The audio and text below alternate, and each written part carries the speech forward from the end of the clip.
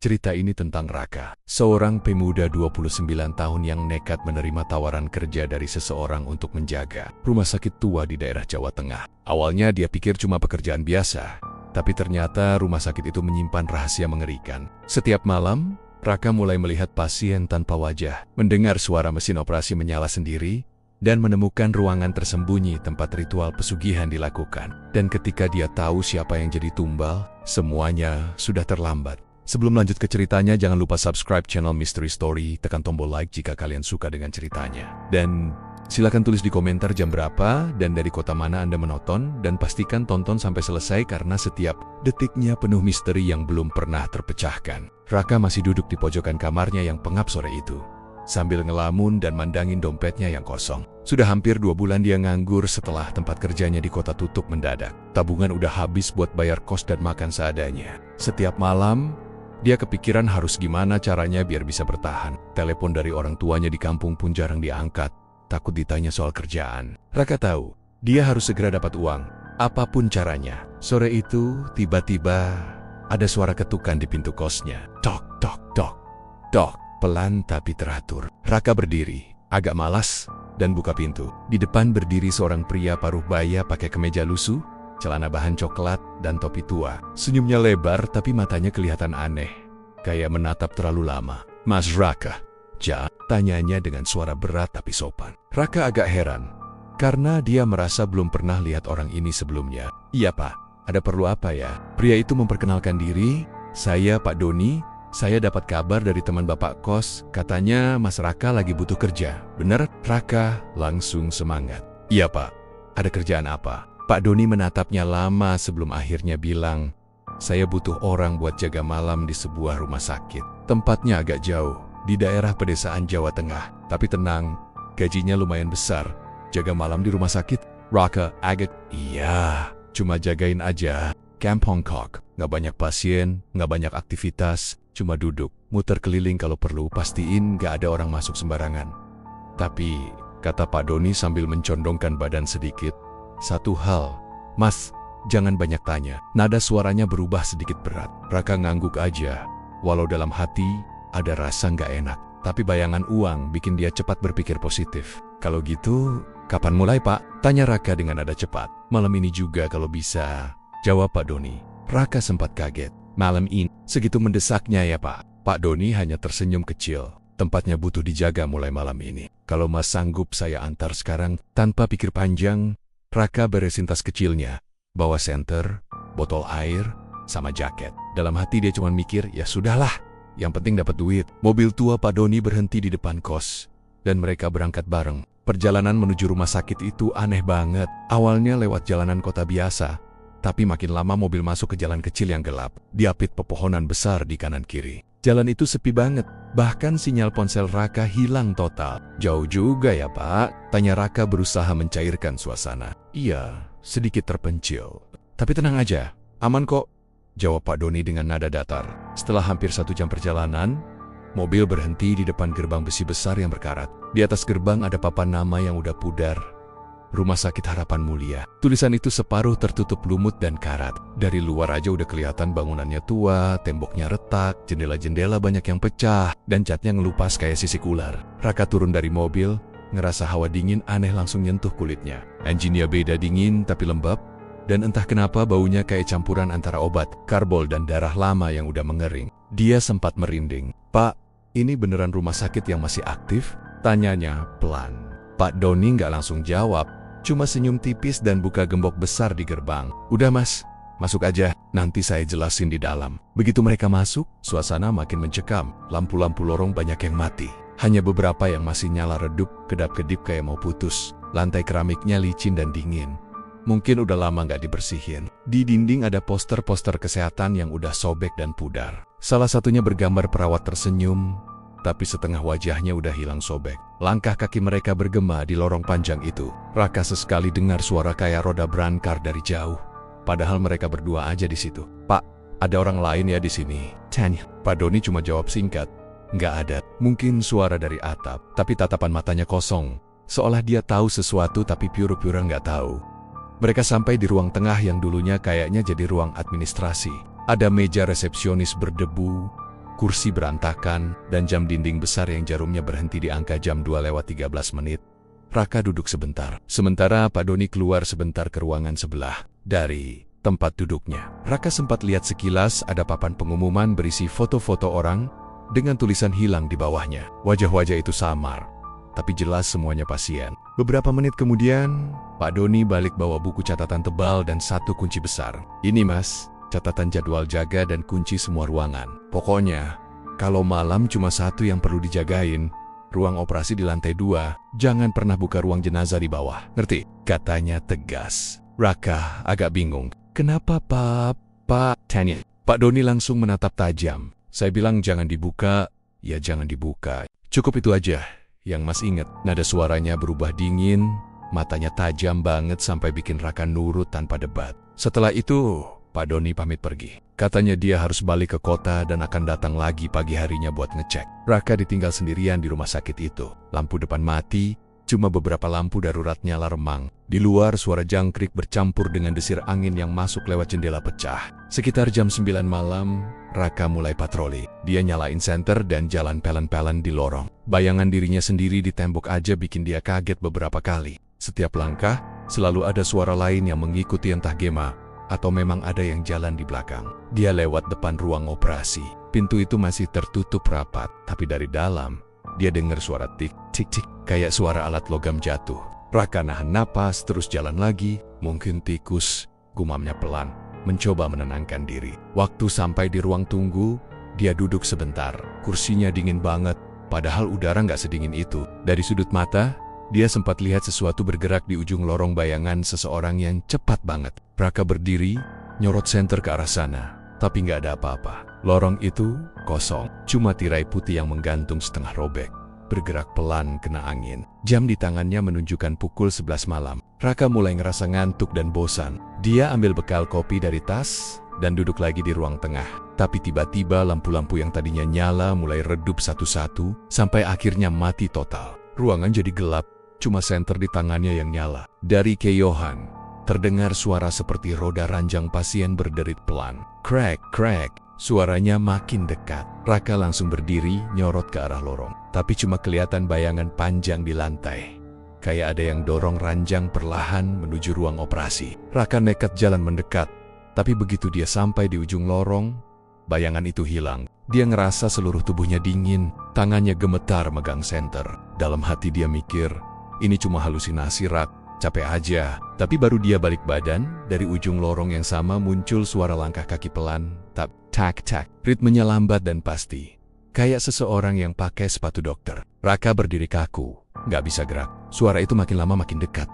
Tapi nggak ada siapa-siapa di lorong itu. Cuma suara, tanpa wujud. Senter di tangannya mulai goyah. Tiba-tiba, lampu di atas nyala lagi sekilas dan selama sepersekian detik. Dia lihat sosok dokter pakai masker berdarah berdiri di ujung lorong, menatap lurus ke arahnya. Cahaya padam lagi, suara langkah hilang. Raka jatuh terduduk, napasnya ngos-ngosan. Dia baru sadar, pekerjaan gampang yang ditawarin Pak Doni ini mungkin bukan sekadar jaga malam biasa. Dan entah kenapa, di dalam hati kecilnya, ada rasa takut yang sulit dijelaskan, perasaan bahwa tempat ini nggak ingin dia pergi. Malam itu, untuk pertama kalinya, Raka benar-benar merasa sendirian di dunia. Dan di antara bisikan angin yang lewat di lorong gelap itu, dia sempat mendengar suara lirih pelan. Seperti seseorang berbisik di telinganya, "Selamat datang di rumah sakit ini, Mas Raka."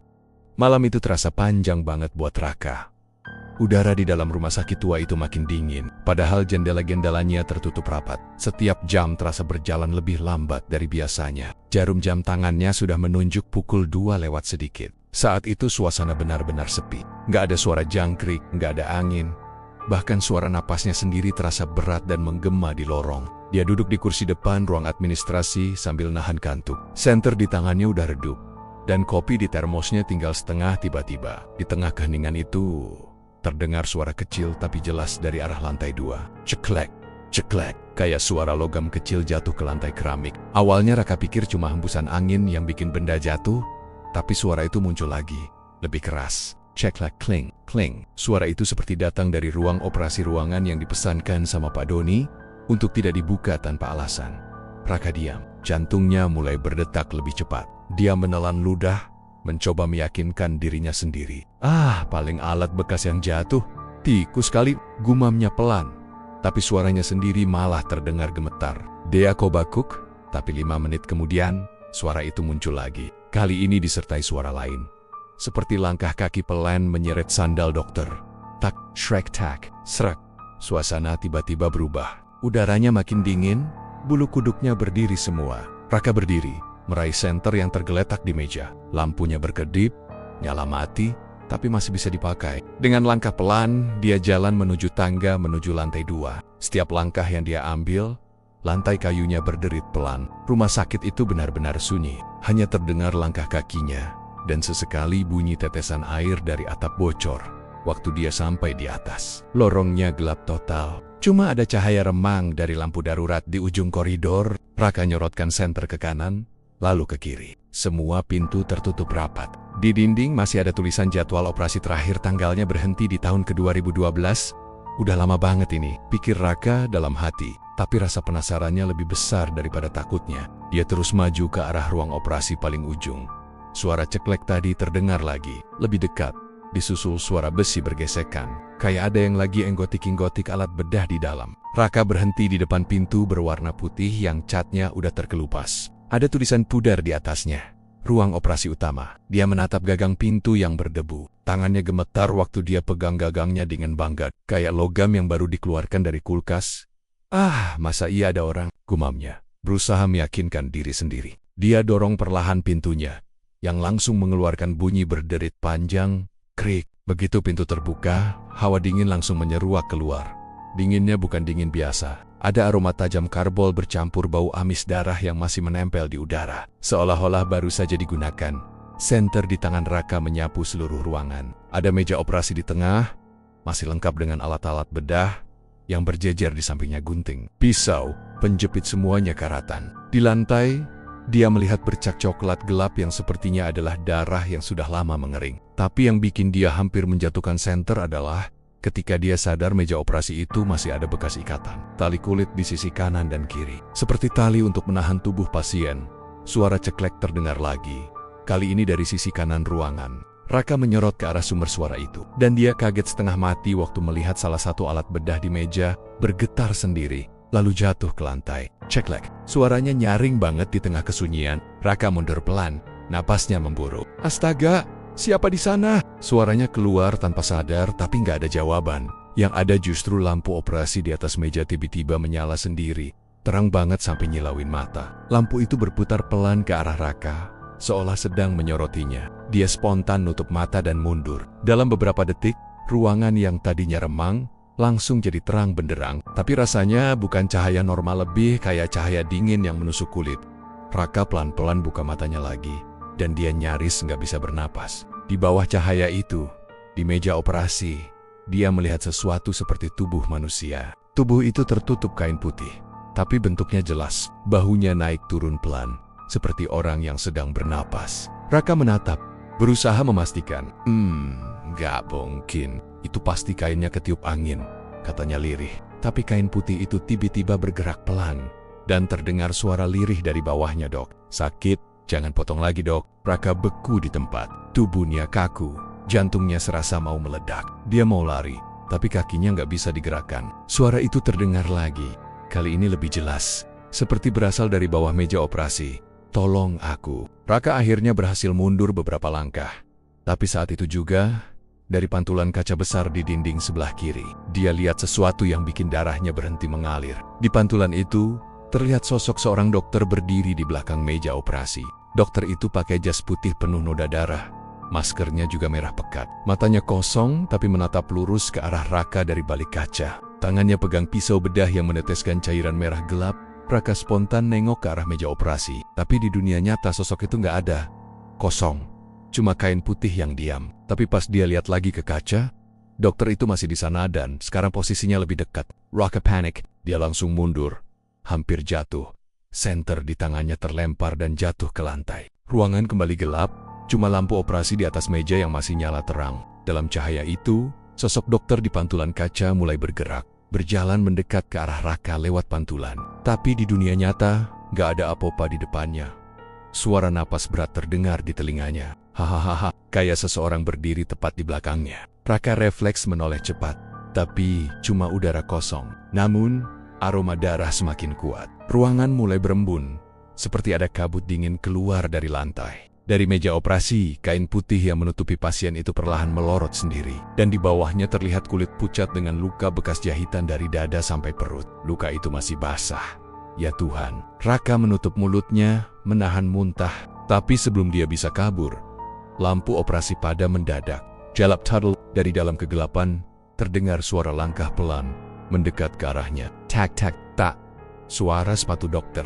Dia langsung jongkok, meraba-raba lantai nyari senternya. Tangannya gemetar parah sampai keringat dingin menetes dari pelipis. Suara langkah itu makin dekat, berhenti tepat di depan wajahnya. Lalu terdengar suara bisikan halus tapi dalam, "Kamu jaga malam di sini ya." Raka refleks teriak dan langsung bangkit, nemu senternya dan nyorot ke depan. Tapi senter itu malah nyala redup banget. Cuma cukup buat kelihatan satu hal, wajah pucat dokter dengan masker darah berdiri kurang dari 1 meter di depannya. Matanya hitam pekat tanpa bola mata, dan mulutnya bergerak pelan di balik masker sambil berbisik, "Gantian kamu yang di meja." Raka langsung lari sekengkeng-kengkengnya keluar ruangan. Napasnya ngos-ngongsan, jantungnya kayak mau copot. Dia nabrak dinding, jatuh, tapi terus bangkit dan lari turun tangga tanpa nengok ke belakang. Begitu sampai di bawah, dia berhenti di ruang tengah. Matanya liar nyari arah keluar. Tapi dari kaca besar di depan ruang administrasi, dia lihat sesuatu yang bikin lututnya lemas. Di lantai 2, di balik kaca ruang operasi, ada bayangan seseorang berdiri menatap ke bawah bayangan dokter itu. Sosok itu masih pakai jas putih penuh darah. Berdiri diam sambil menatap ke arah Raka. Lampu ruang operasi nyala lagi beberapa kali. Kedap-kedip, seperti kedipan mata yang nyindir. Setiap kali lampu nyala, posisi dokter itu berubah. Makin dekat ke jendela. Sampai akhirnya, di kilatan cahaya terakhir, Raka lihat dengan jelas sosok itu menempelkan tangannya di kaca. Darah menetes pelan dari telapak tangannya ke bawah. Raka jatuh terduduk. Dia udah gak sanggup lagi bergerak. Tapi pas dia berani nengok sekali lagi ke atas, bayangan itu udah hilang. Cuma sisa bercak merah samar di kaca yang turun perlahan kayak air hujan. Malam itu Raka gak tidur sama sekali. Dia duduk di kursi depan resepsionis sampai pagi. Dengan mata terus ke arah tangga, takut kalau sosok itu muncul lagi. Di pikirannya cuma satu hal, apa yang dia lihat barusan nyata, atau rumah sakit itu memang masih beroperasi, tapi bukan untuk manusia hidup. Malam itu udara terasa lebih dingin dari biasanya. Angin malam menyusup lewat jendela-jendela pecah di koridor rumah sakit tua itu. Raka duduk di kursinya dekat pos jaga, berusaha fokus menatap layar ponsel biar nggak kepikiran kejadian malam sebelumnya. Tapi makin dia berusaha tenang, makin dia merasa kayak ada sesuatu yang ngawasin. Lampu di lorong depan berkedip pelan, dan suara teknik air dari atap bocor bikin suasana makin gak enak. Sekitar jam 3 pagi, tiba-tiba Raka dengar suara aneh, creak, pelan, tapi jelas banget di antara suara malam yang hening. Awalnya dia kira cuma tikus dorong barang, atau mungkin suara angin. Tapi lama-lama, suaranya makin dekat, kayak suara roda yang berderit, jalan pelan di lantai yang lembab, crack, crack. Raka langsung berdiri, jantungnya mulai berdebar. Dia ambil senter kecil dari tasnya, nyalain, dan menyorot ke arah lorong panjang di depan. Lorong itu gelap banget, cuma ada sedikit cahaya dari lampu neon yang berkedip-kedip di ujung. Tapi jelas, dari arah kanan, suara roda itu makin lama makin mendekat. Kayak berangkar dorong jenazah, nggak mungkin, gumam Raka pelan. Tadi sore aku udah kunci semua ruangan, tapi rasa penasaran dan takutnya bercampur. Dengan langkah pelan, dia jalan ke arah suara itu. Setiap langkah yang dia ambil, suaranya semakin jelas. Crack, crack. Suara itu berhenti di depan sebuah ruangan besar yang pintunya udah berkarat ruang jenazah. Raka berdiri di depan pintu itu. Napasnya mulai tersengal. Dari dalam dia bisa dengar suara besi digeser pelan. Lalu sesuatu jatuh ke lantai dengan bunyi duk. Dia ragu mau buka atau enggak, tapi rasa penasarannya lebih kuat. Dengan tangan gemetar, dia pegang gagang pintu besi yang dingin banget. Dan perlahan dia dorong pintunya. Begitu pintu terbuka, hawa dingin langsung nyerang wajahnya. Beda dari ruangan lain, di sini udaranya kayak beku, berat, dan amis. Bau formalin bercampur darah busuk masih nempel di udara. Lampu di atas meja autopsi kedap-kedip, bikin ruangan itu terlihat makin menyeramkan. Raka menyorot ke seluruh ruangan. Ada beberapa lemari pendingin tempat mayat di sisi kiri. Di pojokan, ada satu yang kebuka. Pintu lemarinya terbuka lebar, dan di dalamnya ada satu kantong jenazah warna hitam. Tapi yang bikin darahnya beku, kantong itu bergerak pelan. Kayak ada sesuatu di dalamnya yang berusaha keluar. Dia mundur setapak nahan napas. Gumamnya, pelan. Tapi belum sempat dia kabur, dari dalam kantong itu keluar suara lirih. "Mas, tolong, saya belum mati." Suaranya serak banget, lemah dan pelan. Tapi jelas banget. Raka langsung kaget, matanya melebar. Tangannya gemetar hebat sampai senter hampir jatuh. "Siapa itu?" teriaknya setengah berbisik. "Mas, tolong buk, saya masih hidup." Kantong jenazah itu makin bergerak. Dari ujungnya kelihatan ada tangan yang berusaha keluar, pucat, tapi masih kelihatan segar. Raka panik, nalurinya nyuruh kabur. Tapi rasa iba juga muncul. Apa mungkin dia beneran masih hidup? Pikir Raka cepat. Tapi logikanya nolak. Mana mungkin? Rumah sakit ini udah tutup 10 tahun. Tapi suara itu terus minta tolong. "Mas, jangan tinggalin saya." Raka akhirnya nekat. Dia pelan-pelan mendekat. Matanya terus ngeliatin kantong jenazah yang bergerak makin kuat. Dengan tangan gemetar, dia coba pegang resletingnya. Baru aja dia mau buka sedikit, tiba-tiba suara dari dalam berubah jadi jeritan keras. "A, A, A, A, A, A, A, A, A, A, Aceh, Aceh, Aceh, Aceh." Raka teriak kaget dan langsung mundur jatuh ke lantai. Kantong jenazah itu mendadak berhenti bergerak, hening. Cuma suara napasnya sendiri yang terdengar. Tapi kemudian, dari ujung ruangan, semua lemari jenazah mulai bergetar pelan. Klak, klak, klak. Satu persatu pintunya terbuka sendiri. Raka ngelihat dengan mata kepala sendiri. Dari tiap lemari keluar kabut putih tebal. Lalu, samar-samar muncul sosok-sosok tubuh mengenakan kain putih, berjalan pelan keluar dari sana. Tubuh-tubuh itu pucat. Ada yang separuh gosong, ada yang matanya bolong, ada yang badannya masih berdarah. Semua jalan mendekat ke arah Raka dengan langkah pelan tapi pasti.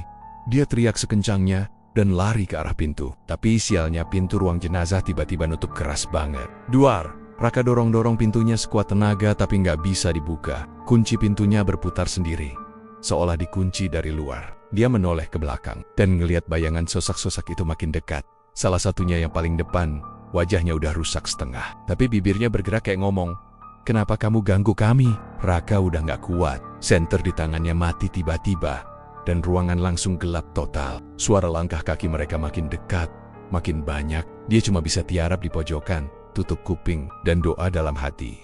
Beberapa detik kemudian, dia merasa ada tangan dingin banget nyentuh pundaknya. Lalu ada bisikan di telinganya, "Kamu penjaga baru ya?" Raka jerit sekuat-kuatnya. Tapi tiba-tiba semua suara hilang, lampu nyala lagi, dan ruangan kosong. Nggak ada siapa-siapa. Semua lemari jenazah udah tertutup rapi kayak semula. Kantong jenazah yang tadi bergerak juga udah diem. Dan sekarang banner-banner hening. Dia langsung bangkit, ngos-ngosan, keringat dingin membasahi seluruh tubuhnya. Dia coba buka pintu. Dan anehnya, sekarang pintu itu bisa dibuka dengan mudah. Pigicu keluar. Dia langsung lari ke pos jaga tanpa nengok ke belakang. Sepanjang sisa malam itu, Raka cuma duduk diam. Pandangannya kosong. Tangannya masih gemetar. Dia nggak tahu apa yang barusan dia lihat beneran atau cuma halusinasi. Tapi di hatinya dia tahu, karena di pergelangan tangannya ada bekas tangan dingin yang mencengkram kuat. Menjelang pagi, Pak Doni datang untuk ngecek. "Gimana Mas? Malam pertama?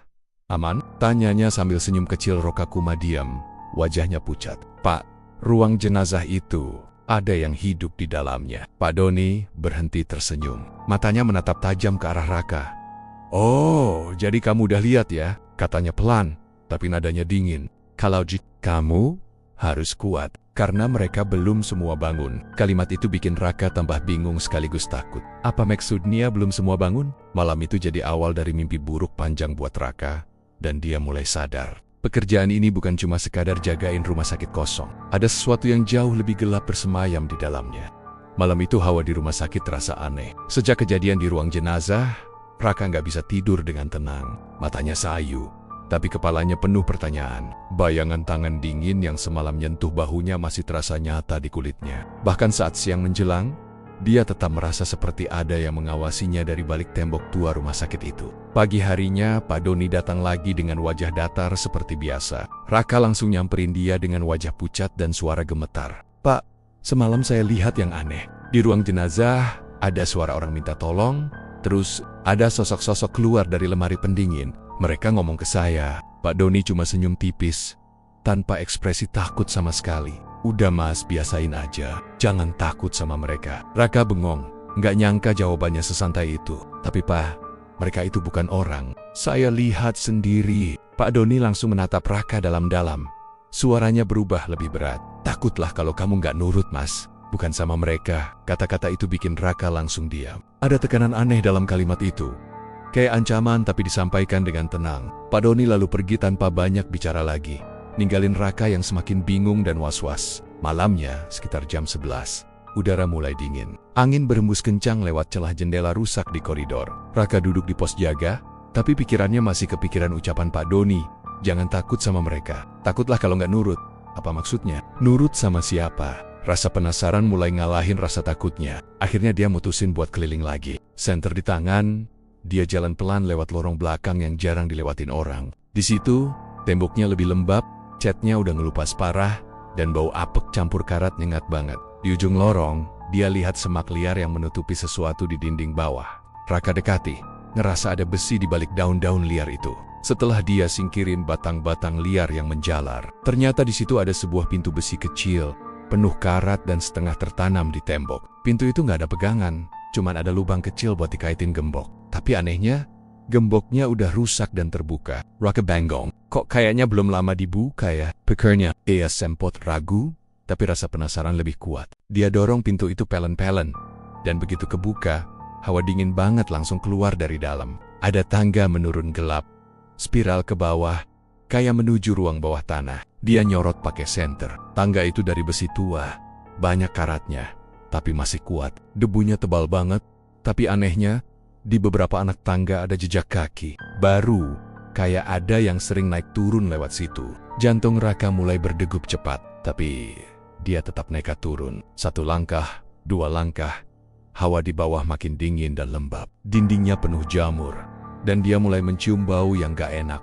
Campuran darah kering dan daging busuk. Begitu sampai di bawah, senter menyorot ruangan luas yang gelap banget. Ruangan itu bentuknya persegi panjang, langit-langitnya rendah, dan di tengahnya ada sesuatu kayak meja batu besar. Di atasnya ada bekas darah yang udah mengering, warna coklat kehitaman. Tapi yang paling bikin Raka hampir jatuh pingsan, di sekeliling dindingnya penuh dengan foto-foto pasien. Ada puluhan, mungkin ratusan foto, ditempel sembarangan di dinding dengan paku karatan. Beberapa foto udah sobek, tapi jelas kelihatan wajah-wajah pasien yang dulu dirawat di rumah sakit itu. Ada yang masih muda, ada yang anak-anak, bahkan ada foto bayi. Di bawah tiap foto, ditulis tanggal dan semuanya berhenti di tahun yang sama, 2014. Tahun terakhir rumah sakit itu beroperasi sebelum ditutup. Raka melangkah pelan mendekati meja batu di tengah. Lilin-lilin hitam di sekitarnya udah habis terbakar, tapi masih ada sisa lilin yang meleleh di lantai. Dia melihat sesuatu di atas meja, sebuah mangkuk besar dari logam. Isinya kering tapi masih berbau amis. Dia hampir mau nyentuh mangkuk itu, tapi tiba-tiba senter di tangannya mulai berkedip-kedip. Dari arah belakang, terdengar suara langkah pelanduk. Dak-dak. Raka langsung menoleh, tapi nggak ada siapa-siapa. Cuma dinding lembab dan bayangan sendiri. Tapi suara langkah itu makin dekat. Siapa di sana? Teriak Raka dengan suara gemetar. Nggak ada jawaban, tapi kemudian terdengar bisikan. Pelan banget, kayak dari ujung ruangan. Kikat. Dari darah yang tak bernyawa. Raka langsung muter arah senter ke sumber suara itu. Tapi yang kelihatan cuma tulisan di dinding. Ditulis pakai arang atau darah. Kekayaan dari darah yang tak bernyawa. Tulisan itu besar, nyebar dari ujung ke ujung tembok, dan di bawahnya ada simbol aneh kayak gambar lingkaran dengan bentuk tubuh manusia di tengahnya. Raka mundur beberapa langkah, ngerasa hawa ruangan berubah drastis. Lilin-lilin yang udah mati tiba-tiba nyala satu persatu, padahal nggak ada angin, nggak ada pemantik. Api kecil itu bikin ruangan terlihat lebih jelas, tapi juga lebih menyeramkan. Dari sisi kanan ruangan, dia melihat sesuatu bergerak pelan di lantai. Raka sorot pakai senter. Ternyata itu tubuh manusia, tapi bukan manusia biasa. Tubuhnya pucat kayak mayat, matanya kosong, dan di dadanya masih ada bekas sayatan panjang. Sosok itu merangkak pelan ke arah Raka sambil mengeluarkan suara berat. Kembalikan darahku. Raka teriak sekuat tenaga dan langsung lari ke tangga. Tapi di belakangnya, langkah-langkah berat itu terus ngikutin. Setiap dia naik satu anak tangga, terasa ada sesuatu narik pergelangan kakinya dari bawah. Dengan tenaga sisa, dia tendang keras dan terus naik. Begitu sampai di atas, dia banting pintu besi itu dan nutup sekuat tenaga. Napasnya ngos-ngosan, jantungnya hampir copot. Dia bersandar di dinding. Keringat dingin bercucuran di wajahnya. Tapi anehnya, dari bawah masih terdengar suara langkah kaki pelan kayak sesuatu yang naik tangga. Dak-dak, duk. Raka langsung kabur ke pos jaga. ngunci semua pintu yang dia lewatin. Dia duduk di kursinya sambil terus ngelirik ke arah pintu belakang. Tapi sampai pagi, suara langkah itu nggak berhenti. Begitu matahari mulai muncul, Raka langsung keluar gedung dan berdiri di halaman depan rumah sakit. Dia lihat bangunan itu dengan perasaan campur aduk takut, penasaran dan marah. Apa sebenarnya tempat ini? Gumamnya. Siang harinya, dia nekat balik lagi ke tangga itu buat memastikan apa yang dia lihat semalam bukan halusinasi. Tapi anehnya, waktu dia buka semak-semak itu, pintu besinya udah hilang.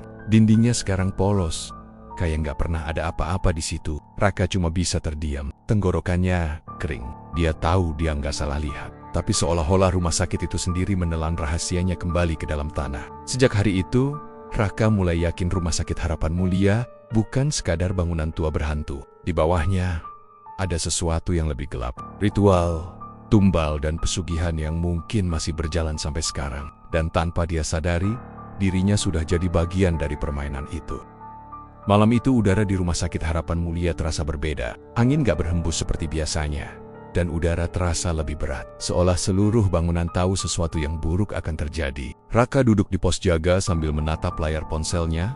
Tapi pikirannya kacau. Setiap kali dia menutup mata, bayangan ruangan bawah tanah itu muncul lagi foto-foto pasien, darah yang menempel di meja batu, dan tulisan besar di dinding, kekayaan dari darah yang tak bernyawa. Sejak malam itu, Raka nggak pernah tenang. Suara-suara dari bawah rumah sakit kadang terdengar pelan lewat ventilasi. Suara langkah, bisikan, bahkan tangisan. Dia sudah coba cuekin, tapi makin diabaikan, makin sering suara itu muncul. Sampai akhirnya, malam itu, tepat pukul 11, Raka ngerasa ada dorongan aneh buat balik lagi ke ruangan bawah tanah itu. Dia berusaha nahan diri. Enggak, aku nggak mau ke sana lagi. Udah tapi entah kenapa, langkah kakinya malah berjalan sendiri ke arah lorong belakang. Hatinya berdegup keras, tangan gemetar waktu dia nyorot senter ke tembok yang sebelumnya menutupi pintu besi itu. Aneh, pintu itu muncul lagi, padahal siang tadi dia udah yakin dindingnya polos. Sekarang, pintu karatan itu berdiri di sana seolah nggak pernah hilang. Tanpa pikir panjang, Raka dorong pintu itu dan turun pelan ke tangga bawah tanah. Bau amis langsung nyerang hidungnya, lebih kuat dari sebelumnya. Begitu sampai di bawah, ruangan itu tampak lebih rapi dari terakhir kali dia lihat. Foto-foto di dinding udah disusun berurutan, lilin-lilin hitam disiapin baru. Dan di meja batu itu ada tumpukan buku catatan tua berdebu. Raka ambil salah satu buku itu, lalu membukanya perlahan. Halamannya penuh tulisan tangan, tapi bukan catatan medis seperti seharusnya di rumah sakit, melainkan daftar nama orang, lengkap dengan umur, tanggal masuk, dan di sebelahnya tertulis satu kata dalam huruf besar. Diambil. Nama-nama itu panjang banget. Tapi makin dia baca ke bawah, matanya makin membesar. Semua nama itu adalah pasien yang pernah dirawat di rumah sakit ini, yang katanya hilang tanpa jejak. Dan di bagian bawah daftar itu, tercatat tanggal terakhir operasi 2014 tahun rumah sakit itu ditutup. Tapi halaman berikutnya bikin jantung Raka berhenti sejenak. Tulisan di sana masih baru, tintanya belum kering sepenuhnya. Dan di baris terakhir, tertulis jelas Raka Pratama, 27 Oktober, pukul 2 WIB, tangan Raka langsung gemetar hebat. Itu, hari ini, gumamnya pelan sambil melirik jam di pergelangan tangan. Jarumnya menunjukkan jam 1:42. Raka langsung panik. Napasnya terengah-engah. Keringat dingin keluar deras. Apa maksudnya? Aku korban selanjutnya? Pikirnya. Tapi belum sempat dia naik, tiba-tiba semua lilin di ruangan itu padam bersamaan. Jalap total. Beberapa detik kemudian, terdengar suara langkah kaki berat dari tangga. Bukan satu, tapi banyak. Dak-dak, duk. Langkahnya pelan tapi jelas, bergema di ruangan sempit itu. Raka buru-buru sembunyi di balik meja batu, nahan napas sekuat mungkin. Dari balik celah meja, dia melihat cahaya lilin-lilin baru menyala satu persatu. Yang pertama turun adalah Pak Doni, dengan wajah dingin tanpa ekspresi, memakai jubah hitam panjang. Di belakangnya ada 4 orang lain, juga pakai jubah yang sama. Salah satunya bawa foto Raka yang diambil beberapa hari lalu, foto dari HP-nya sendiri. Dan yang paling bikin bulu kuduknya berdiri, mereka juga bawa seekor kambing hitam. Matanya ditutup kain merah. Pak Doni menaruh foto Raka di atas meja batu, lalu menyalakan dupa sambil komat kamit membaca mantra dalam bahasa Jawa kuno. Suaranya berat dan bergema di ruangan itu, bikin hawa jadi makin tegang. Lilin-lilin bergetar seolah terbawa angin padahal nggak ada hembusan sama sekali. Sudah saatnya. Yang baru harus menggantikan yang lama. Suara Pak Doni dalam dan serak. Darahnya harus mengalir sebelum jam 2 lewat. Raka nahan napas, Tubuhnya gemetar hebat di balik meja. Dia mulai sadar, selama ini dia bukan penjaga rumah sakit. Dia calon tumbal baru untuk pesugihan yang udah berjalan di tempat itu selama puluhan tahun. Pak Doni lalu ambil sebilah pisau panjang dari kain hitam. Pisau itu bentuknya aneh, melengkung di ujungnya, dan di gagangnya ada ukiran kepala kambing. Dari arah belakang, 2 orang berjubah menyalakan dupa lebih banyak, memenuhi ruangan dengan asap putih tebal. Aroma dupa itu bikin kepala Raka pusing. Darah baru untuk kekayaan lama, kata Pak Doni pelan. Kita sudah dapat banyak dari tempat ini. Sekarang, waktunya bayar. Salah satu orang berjubah maju, memegang foto Raka erat-erat, lalu membaca sesuatu di depannya. Dari dalam asap dupa, Raka ngelihat bayangan hitam besar muncul di belakang mereka. Bentuknya samar, tapi tinggi banget, dengan mata merah menyala dan tangan panjang menjulur ke depan. Raka langsung panik, tapi saat dia mau kabur, lututnya membentur meja batu. Bunyi duk pelan terdengar. Semua orang berjubah langsung berhenti dan menoleh ke arah sumber suara.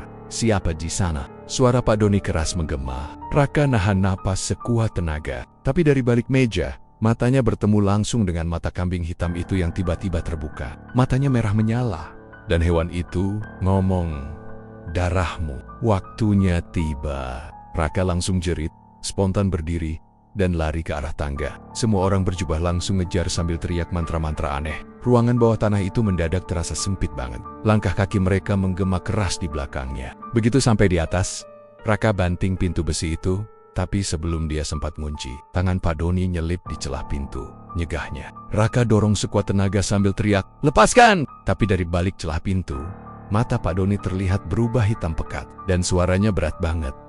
Kayak bukan suara manusia. "Kamu udah dipilih, Raka. Jangan lawan takdirmu." Akhirnya Raka berhasil nutup pintu dan kabur lewat lorong. Tapi anehnya, setiap dia belok, lorongnya muter ke arah yang sama. Seolah rumah sakit itu nggak mau ngelepas dia. Lampu-lampu kedap-kedip, dan dari tiap pintu kamar pasien, muncul bayangan tubuh-tubuh pasien lama.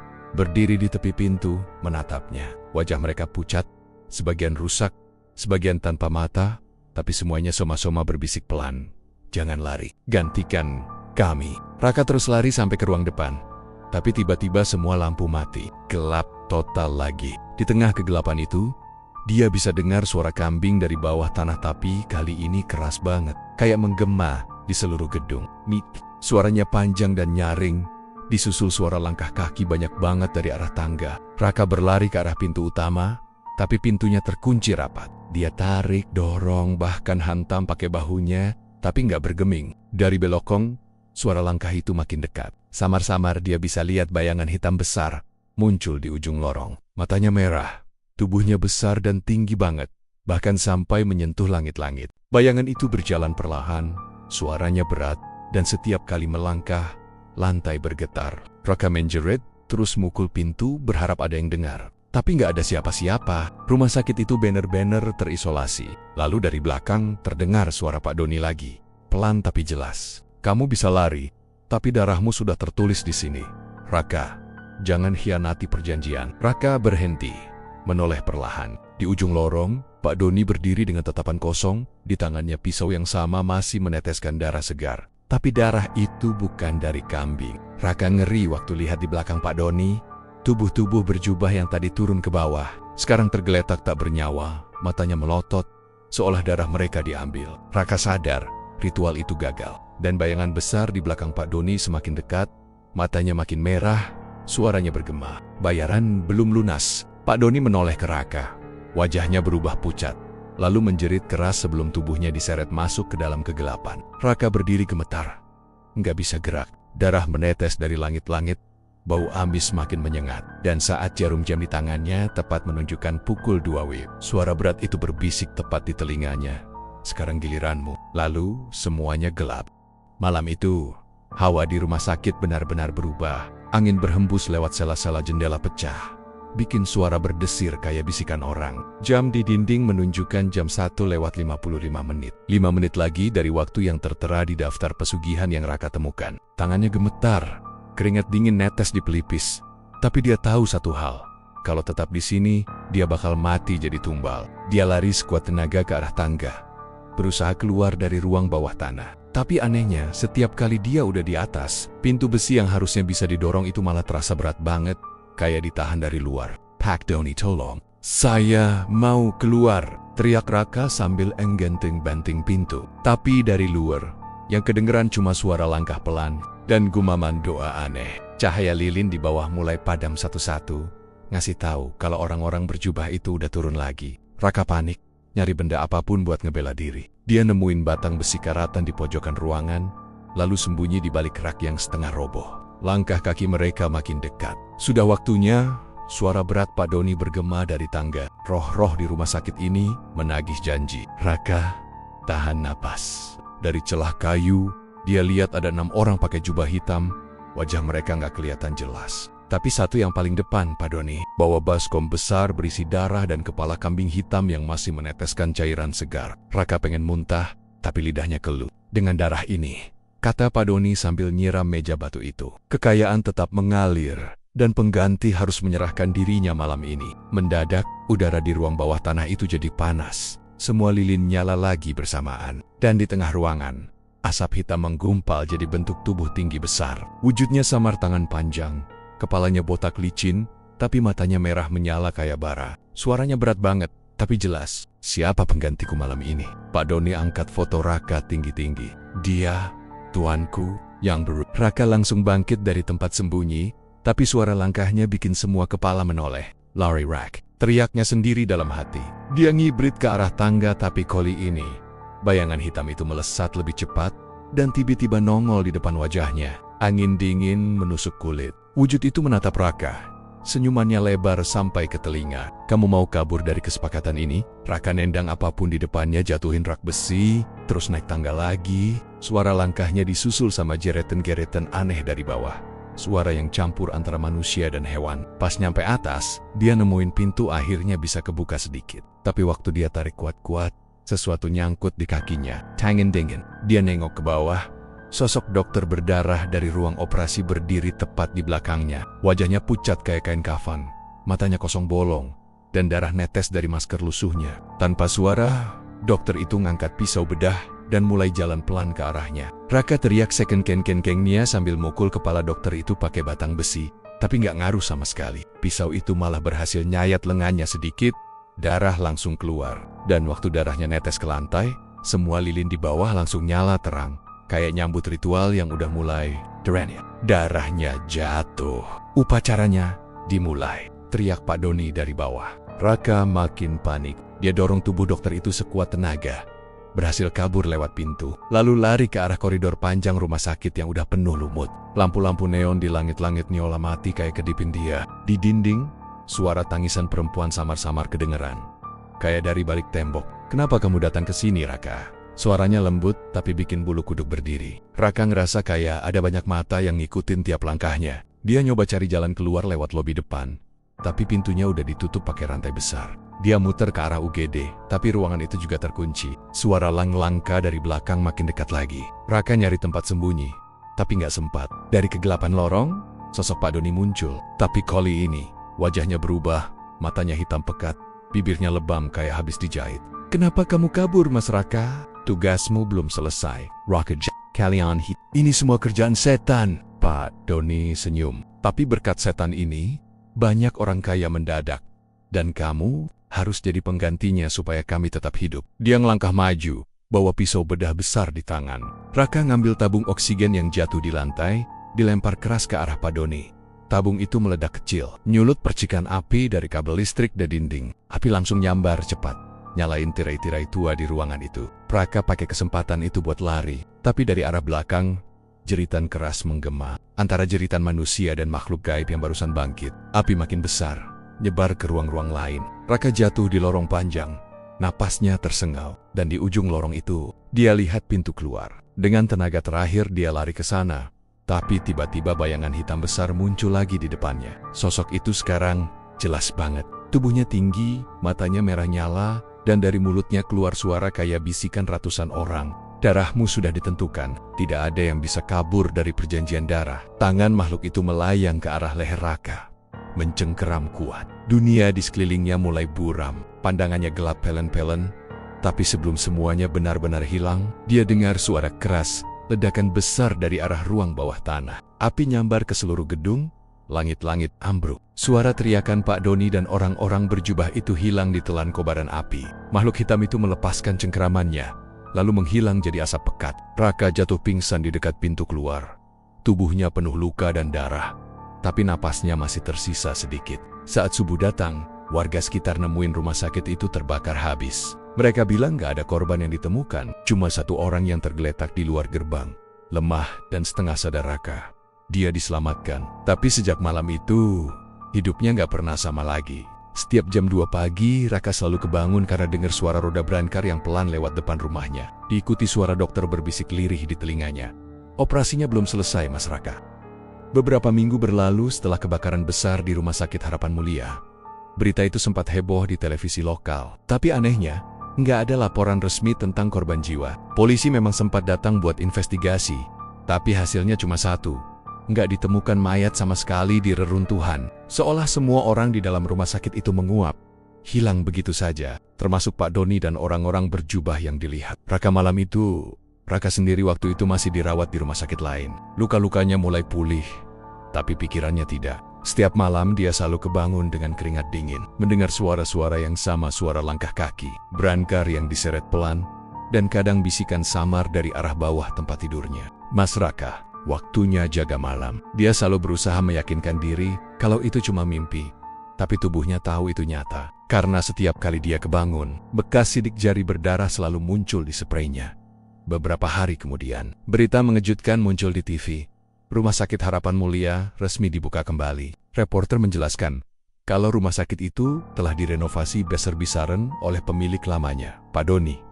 Katanya, sekarang rumah sakit itu bakal beroperasi dengan fasilitas modern dan pelayanan berstandar spiritual. Raka yang nonton berita itu di ruang rawatnya langsung lemas. Dia nggak percaya. Nggak mungkin, gumamnya pelan. Tapi di layar TV, jelas banget wajah Pak Doni muncul sambil tersenyum di depan kamera. Pakai jas dokter putih dan lencana bertuliskan, Direktur Utama Rumah Sakit Harapan Mulia. Beberapa hari setelah itu, Raka kabur dari rumah sakit. Dia nggak kuat lagi. Dia cuma pengen pergi jauh, meninggalkan Jawa Tengah, meninggalkan semua ingatan itu. Tapi entah kenapa, setiap dia naik bus atau kereta, selalu ada hal aneh. Kadang penumpang di sebelahnya berubah jadi dokter berdarah, kadang suara mesin operasi kedengeran dari speaker bus, dan di suatu malam, waktu dia nginep di penginapan kecil dekat terminal, dia lihat sesuatu di kaca jendela. Di kejauhan, di bawah cahaya bulan, tampak bangunan tinggi dengan papan nama besar. Rumah Sakit Harapan Mulia, buka 24 jam. Rocketarium. Dia tahu itu mustahil, karena rumah sakit itu kebakar habis. Tapi gedung itu berdiri lagi. Lebih bersih, lebih megah, dan lebih mencekam. Dia ngerasa ada yang manggil namanya dari kejauhan. Mas Raka. Dia nengok ke arah suara itu.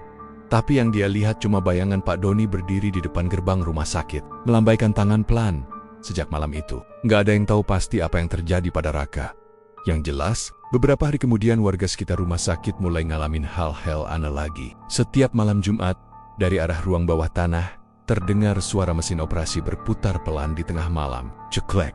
Ceklek, diikuti suara orang menjerit kesakitan. Bau darah tercium samar sampai ke jalan raya depan rumah sakit. Kadang ada juga pasien baru yang tiba-tiba hilang, tanpa jejak. Dokternya bilang pasien itu sudah dipindahkan, tapi nggak ada catatan ke rumah sakit mana. Warga mulai takut. Mereka sering lihat lampu ruang operasi nyala sendiri jam 2 pagi. Kadang terdengar langkah sepatu satpam berkeliling, padahal rumah sakit itu udah dikunci rapat. Pernah suatu malam, seorang pedagang nasi goreng lewat depan pagar rumah sakit. Lihat sosok satpam berdiri di balkon lantai 2. Satpam itu berdiri tegak, pakai seragam lengkap, tapi wajahnya pucat banget, kayak nggak punya darah. Pedagang itu manggil pelan, "Pak, jaganya sendirian tuh." Tapi sosok itu cuma menatap dengan mata kosong, lalu pelan-pelan tersenyum tipis. Saat pedagang itu nyalain senter, sosok itu langsung menghilang di balik tirai jendela.